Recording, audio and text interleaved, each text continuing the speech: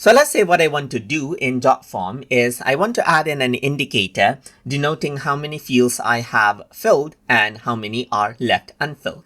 So to do that, you can go to widget and then go ahead and type in fill. And here you can see that filled fields and unfilled fields are an option right here.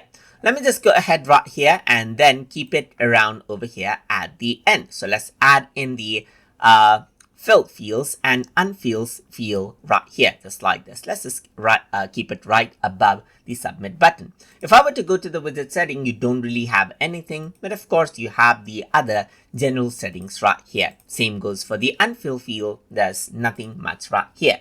So if I were to go ahead and preview out the form now right here, you can see that 0 out of 5 fields are filled and 5 out of 5 is unfilled. Let me just go around over here and keep it, let's say for example, right around over here on the top. I can go ahead and keep it on the top as well. And let's just go ahead and preview out the form now. And then this is what you have. So now if I were to fill up something, you can see that the count changes right here. I can go ahead and change out, let's say email, add in an address right here. And as I complete it out right here, let's say for example, I'm just going to go around and add in date right here, just like this.